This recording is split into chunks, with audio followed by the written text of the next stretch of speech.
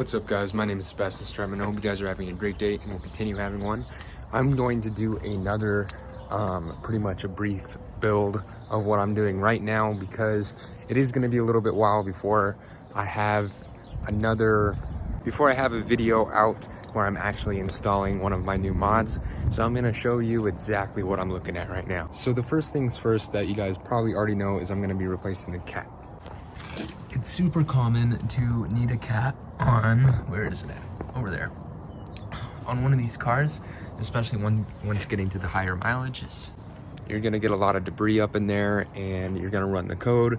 You'll probably have a bunch of sensor codes beforehand, but if you get one of these cars, don't pull the mistake that I did and spend $300 on O2 sensors just to figure out that you need a cat after a good hard run. So I'm gonna be getting the Z1 Motorsports high flow cats. I'll post the picture right there. That's what I'm gonna be working on getting very first.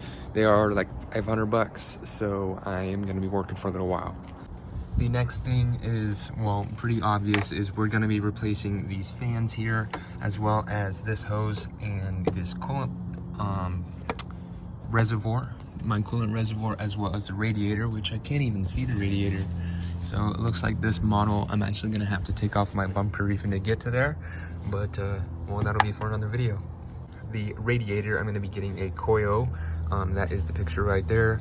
Coolant pictures right there, and as well as all these hoses right here, I actually have from Z1 Motorsports. Probably gonna put those in tomorrow. I also bought some blue coolant because the guy at the Nissan decided to tell me that my car was blue. I should have looked. I honestly didn't. I haven't put any in it, smart enough to do that, but yes, my car takes green coolant. After I get the vehicle all nice and cool, I get that new radiator fan assembly, I get the new radiator and the new coolant reservoir. Of course, I'm gonna be replacing the cap too, but I mean, that's not important. Right after that, I will be replacing the tires. As you can see, my tires are getting quite bald, and if I wanna do any drifting or anything like that, I'm gonna have to get new tires. The next thing would be servicing my transmission. Since my vehicle has one of these things, one that doesn't move back and forth, I have to replace the filter as well, so that is the kit right there to do that. I would definitely suggest doing it as soon as you get the car, but I had a few other things to do. I didn't really count these just because I have to do them anyway, but I'm also going to be replacing the compressor. All the compressor lines, those are in the trunk. Alright, so I got all these guys, and I actually got this from Rock Auto. Same place I got my cabin filter, and I was able to pick these up for like 40 bucks. With the accumulator, it was about 100, but really not bad. I'd be paying probably, I went to Infiniti and asked them how much this would be, and it would be $750 to replace it with the parts. At my shop, I can get it done for 200, and then I bought the parts for about 100, so saved myself 550 bucks there. My heater core, or heater, just went out.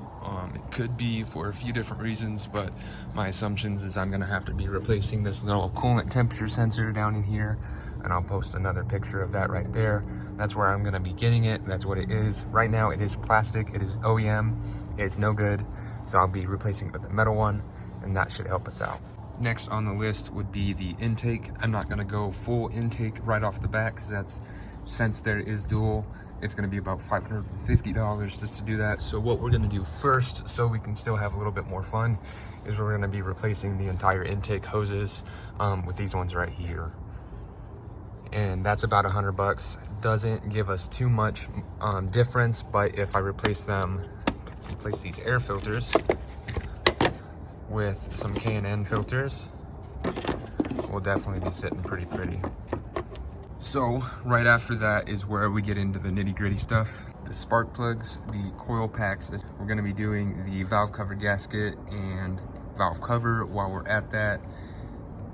And then to finally top her off for pretty much performance readiness, we'll be doing fuel injectors for her if I don't need them before then. Of course, after all this, I will be wrapping it. I will be getting a little bit more cosmetic done, but I want to make sure she is completely mechanically sound before I do any other stuff. I do want to do the timing chain and tensioner, but I gotta learn a little bit more about this car, and I got a future video ahead for why I'm holding off on that for now.